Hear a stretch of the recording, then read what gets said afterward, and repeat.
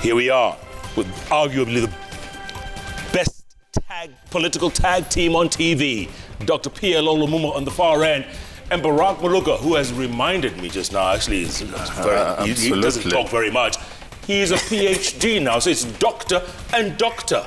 You know, that lizard that jumped from the Iroko tree said he would praise himself if people like you did not praise him. Right, yeah? Yes. So the only reason I did a PhD was so that people like you can refer to me as doctor. Nothing else. Dr. I have no comeback. But he should tell you that I'm the one who insisted. Oh, absolutely. He's the one who insisted that I must do that PhD, and it took me 8 years. Congratulations. Thank you. Congratulations, and well done, Dr. for encouraging him. So it's doctor and doctor. That's why I call it the best political tag team on TV. Dr. Peel, let me start with you. The presidency. Is it over now? The marriage between the president, is it over now? Is it a foregone conclusion? Jeff, why do you invite me to flog a dead horse? I think the evidence that is available to all and sundry indicates quite clearly that the President of the Republic and his deputy are not reading from the same script. It is a sad reality, particularly at this moment in the history of our country, because it is important, particularly in these nascent democracies, that those who are in the upper echelon of the political ladder read from the same script, because it then gives confidence to the people. But you asked a direct question. My direct answer is, it would appear to me that they have crossed the Rubicon and burnt their boots. Crossed the Rubicon. Dr. Barack, listen, so it happened on a weekend. The president calls in editors to State House and indirectly tells his deputy, why don't you resign? Step aside. First, he shouldn't have done that. If I was his communications advisor, I would tell him that as president, you don't call 4, 5, 6 editors and through them to elocute your message to your deputy president. You summon your deputy president to State House and you tell him that I want you to resign. Now, these two, however, joined at the hip by virtue of the constitutional arrangement that we have. And I think that the deputy president is having a ball.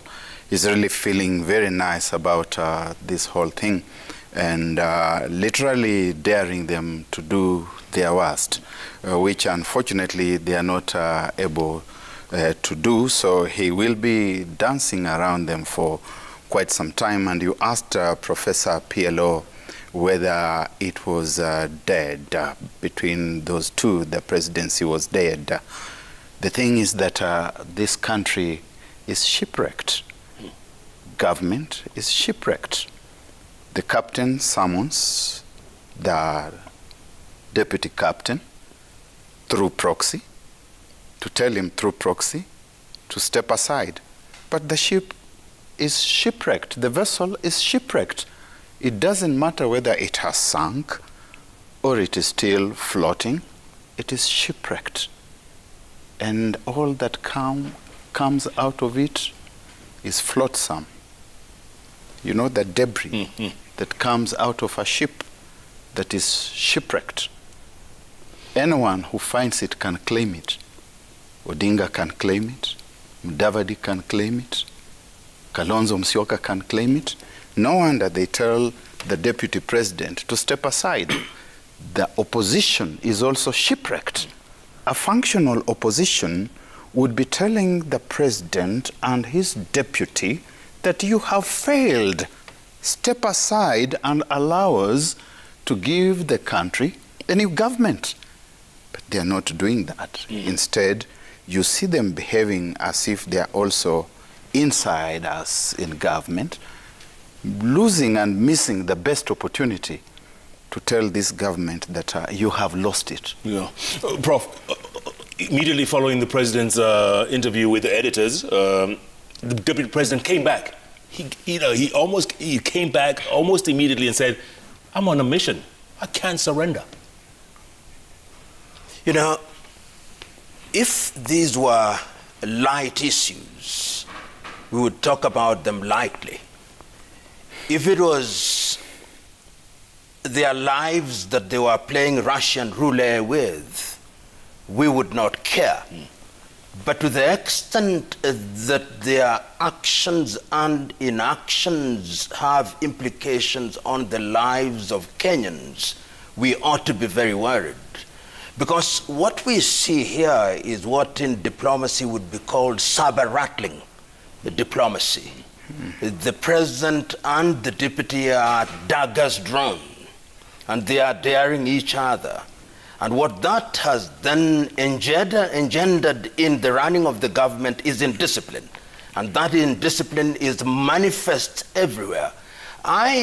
If I was speaking from a textbook standpoint, would have asked Deputy President William Ruto to resign. But yet I understand why he does not resign. Because by continuing to serve in government, he immunizes himself from any machinations that may be thought out or thought about by the presidency. So it is a matter of strategy that he chooses to remain where he is. But the question that you are not asking, which must be asked and answered, what are the implications for the nation? As we speak now, if you are speaking in Greek of old, you would say that the country is between the Scylla and the Charybdis, between the rock and the hard place, between the devil and the deep blue sea. Why do I say so? You see what is happening in Laikipia, the abject abandon with which individuals or groups that are christened bandits are running riot in that part of the world. You see your president and my president declaring a state of emergency because there is drought. You see your minister for health waxing eloquent on television telling us to keep the COVID protocols. But you see the abject abandon with which the politicians ignore him without consequence. When a country is moving in that direction, it behooves us of goodwill to speak until the scales in their eyes drop and until the wax in their ears melt. But easier said than done. Very good point. Between the sea and Charybdis, you said? The Scylla and the Charybdis. Yes, The devil in the deep blue sea. the rock and the hard place. Indeed. That is... Okay, so the frustrations, for lack of a better word, continue. Remove GSU, replace with APs. It's a game of musical chairs. And the DP has perfected the art of turning every disadvantage into an advantage. You take away the GSU, you give him the APs. He has a tea party with the APs the next morning, and it's all camaraderie. He's in fact telling you that I can also do with the G4S if you so desire. It's a completely different kind of dispensation. And I think it is largely also a factor of the reality that we haven't quite come to terms with the fact that we have a different constitutional dispensation. It is a dispensation that allows a lot of latitude that was not there in other constitutional dispensations before. And they are the kinds of latitudes that also call for a lot of responsible behavior and conduct. Because when we promulgated the Constitution of Kenya 2010, we were coming from a historical place. There were lessons that we had taken in history about arbitrary use and abuse of power, particularly by the national CEO. And we wanted to make it a little more difficult for the national CEO to behave the way they had behaved before. It's a delicate balancing act on the part of the president, on the part of the person who becomes the deputy president. And therefore, in a sense, the constitution is also being tested to see whether it can work. Yes, we are seeing that the constitution can bite, but the constitutional dispensation also assumes that the people, men and women, who are going to occupy those offices are going to exercise self-discipline, which unfortunately is not there. That's why the sorts of things that Professor PLO is talking about obtain in the country, that His Excellency the President himself will say that no more political meetings, and the following day he will have one himself. No more political meetings, and the next day the Deputy President will have one. No more political meetings, the political opposition will be there. And even we in the media, I keep on saying we in the media because I consider myself to be a member of this fraternity, we will also lament. But the following day we go out and give them glowing coverage. If we were to give Dr. Ruto a blackout, give Mr. Odinga a blackout, Mr. Mudavadi a blackout, even the church, you see them coming out and saying, please obey the protocol. And they receive them, they surrender the pulpit, they greet them with supported hands, they give them the front rows. They are not ordinary worshippers. And the media is there with the cameras. They're beaming, sometimes bringing them to our sitting rooms live. We must ask ourselves where we have fallen short, all of us. Prof, I see you nodding there. You agree with this? Are we to blame? If Barack, and you allow me to be a little melodramatic, there is a sense in which while we have a new constitutional dispensation, we came from the Egypt of yesterday physically, but Egypt is still resident in us. And this is manifest in the behavior of the political class. There are individuals who have been in the political class since the 1980s, and it is their stock in trade that they poo-poo everything that is said, even when it makes sense. And we see this on a daily basis with regard to COVID. We see this with the abject abandon with which they conduct their affairs. We see this, and Barack, you will remember, in the year 2008, through your institution, Mvule, you published a book written by Koigi Wawamwere towards genocide in Kenya, the curse of negative ethnicity. Yep. It is a book that I commend to every Kenyan at this point in our history. Because what one sees is a political class that doesn't care about the population. It is a population that is zombified and hypnotized by the political class. It is a press that is idolizing. It is a church, particularly the Christian churches, that are worshiping latter-day Baals, and as he said, allow politicians to desecrate the pulpit.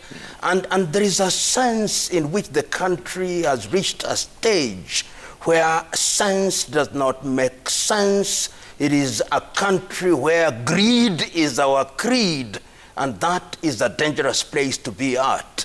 And as we approach the elections, and we must talk about this very early on, you can already see the drums of war being beaten. And there is a sense of deja vu. When I see what is happening in Laikipia, I can remember in 1992 and 1997, it started this way, and then it snowballed.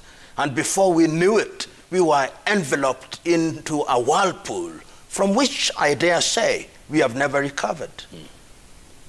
Prof, you know, you're so right. We are so myopic sometimes. We are so myopic. And Dr. Barrett, let me ask you this. It looks like that one side of Jubilee is throwing everything at the deputy president.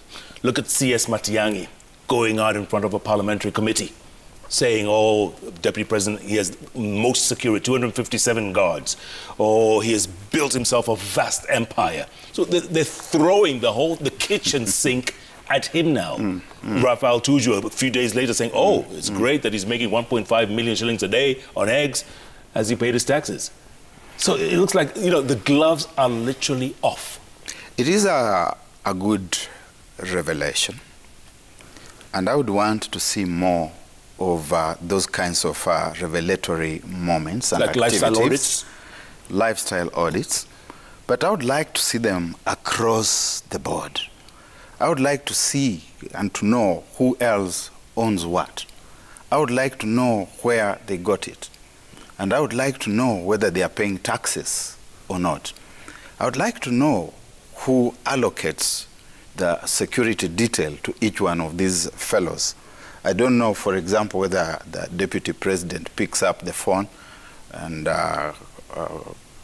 summons certain members of the GSU to his residence or to his egg farms. There is a sense in which we lose the plot. And we start actually parroting about the whole thing like popinjays in a manner that clearly indicates we have not reflected about this thing. And even when such a very frightful thing like stoning the deputy president's motorcade happens, we start treating it as normal. And when I saw that happening, I got very afraid. I said, the next thing we are likely to see is somebody stoning the president's motorcade. What happens? Are we replaying 1969 again? Do we really know what we are doing? And it starts with the alpha political class up there, the mutual exchanges.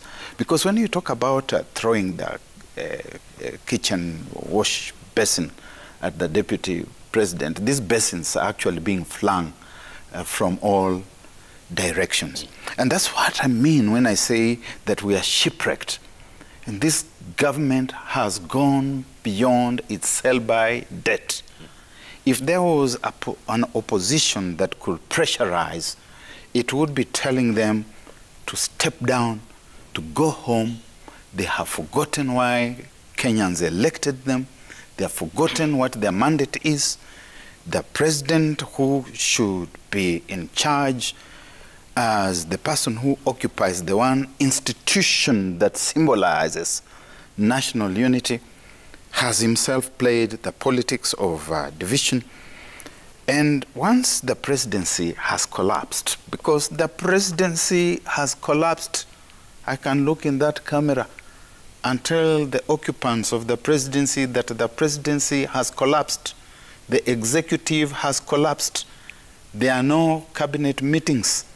The cabinet is informed with mutual internal suspicion. They ought to step aside. And it's only the opposition which can organize itself and pressurize them either to cohere and do what they are supposed to do, or to step aside altogether. And yet the political opposition has lined itself up, waiting to be blessed by the president so that it can take over. And that president, instead of going back to his party and telling members of his party that our deputy has become truant, let us find a way, even as a party, of separating ourselves from him if they have the ability and the proclivity. He goes to the political opposition to tell them to come together. I've never seen anything like that. You know, Barack, if you permit me, yes, there is a sense in which we could say that under the new political dispensation, the tantrums we see now, juvenile, adolescent tantrums that may accompany a new political dispensation. But I think we've been here for long. And part of the Kenyan problem, as I see it, and I can't be contradicted on this, is that we have, and I've said this before, that we are in the business, if we want to be metaphorical about it, that we keep on changing the forests to mean political parties, but the monkeys remain the same with their old habits. So you have every election cycle a group of individuals who are the political kingpins migrating. The migratory nature of the Kenyan politician is legendary and without compare in the continent of Africa. So they move from a thing that is called the party A to a thing that is called the party B to a thing that is called the party C. So I think it is insult to the English word political party to describe the contraption that we have in Kenya's political parties. They are vehicles that are crafted periodically and are animated by ethnicization of those contraptions for purposes of competing for political office. When a country finds ourselves in such a situation, what suffers at the very outset is objectivity. The other thing that suffers is ideas. Julius Nyerere used to put it very well, that when a leadership becomes bankrupt of ideas, then what they do is that they have body-shifting things that they call political parties, and then they mobilize ethnically and mobilize religiously. And you don't listen. I don't listen to the Kenyan politician when they are on the podium, when they are reading speeches written for them. No.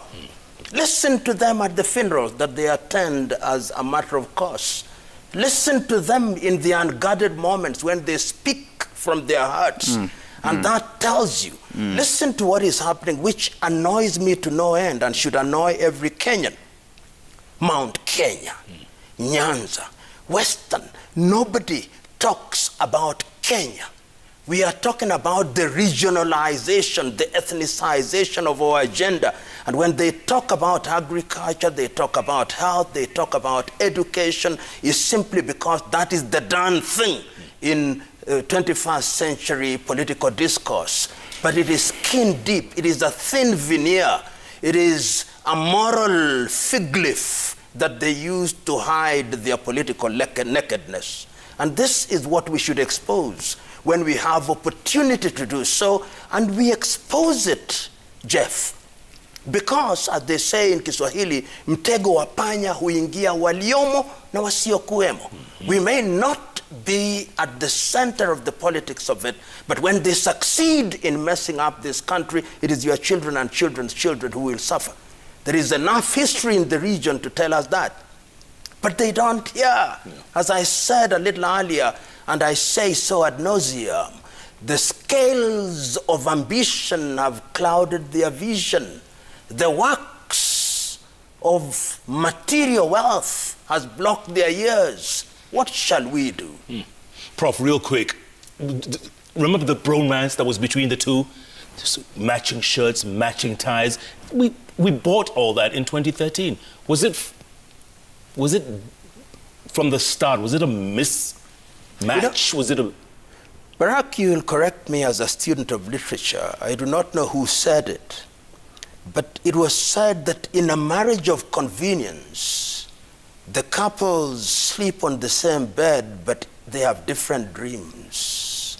Permit me to say that it was a marriage of convenience, and the couples each had different dreams. But what is done in darkness, as the good book says, now manifests in broad daylight, and we are beholding it to our detriment, to our anger. This is what is happening. We cannot sugarcoat it anymore. It is self-evident. You agree? Absolutely. Yeah. It's the marriage between Mark Antony and Caesar's sister. It's a marriage of convenience. The two were never together. The two were completely different continents of thought, of vision, self-focused vision, but completely apart. And one was using the other one as a horse, riding on the back to where he wanted to go. And the other one was hoping that he would also ride on this horse in the future. But the horse rider, having crossed the Rubicon twice, decided that it was done. And we must ask ourselves the question, what is it that is going on in government? When President Uhuru Kenyatta, His Excellency the President, says it is about the baton, and instead of him waiting there for the baton, he has come for the baton. He's saying that whatever it is we are doing in government, whatever it is I'm doing in government, he wants to be also doing it. He's not waiting for the day when I will finish doing it, good or bad, so that it can become his turn. And when I look at this government, the thing that I see in this government is graft. And because of graft, we have spent 4 years focused on an individual, fighting an individual. That is the agenda of government, making the individual an election issue. And I've kept saying that if this individual is these things you're saying he is, we must have laws, regulations, and procedures of addressing that matter so that we can put it. You know what they say, gentlemen, there's no honor among thieves. Among thieves. Among thieves. Barack is making a point there, which he'll conclude before I interrupt him. He was making a point, but this thought came when he talks about having a raft of laws that lends itself to being used to deal with people who are errant. Because when individuals are errant within a governmental system, they harm the population. And we saw this in South Africa, when it was thought, rightly or wrongly, at a certain stage that Thabo Mbeki was not conducting himself properly. The machinery was deployed to truncate his tenure. The same we also saw in the case of former President Jacob Zuma. What we are telling ourselves and what we are being told in this country is that when you occupy political office, you are by that very fact immune from the legal process. And that is a bad thing. It is a bad thing because as I speak to you now, this country is punching below her weight economically, politically, and otherwise. And I believe that we'll have occasion to ask ourselves, how can you have a country? If you read the newspapers today, a country in which if you read her newspapers today, you would think that we have an elections next week. We have elections next week, which tells one story. If I'm an investor, I would postpone my investment decision in this country until the year 2024. So there would be no employment, which tells an investor that this is not the place to go, which means that we are suffering, our agriculture is suffering, which means that our employment and manufacturing sector is suffering. But what do we hear from the political class? Even the clergy. I remember, I was old enough to remember, when if the Catholic Church issued a letter, the country would come to a standstill. Today, we have individuals who wear the dog's collar, who, when they sight a politician, they tremble and quake in their boots.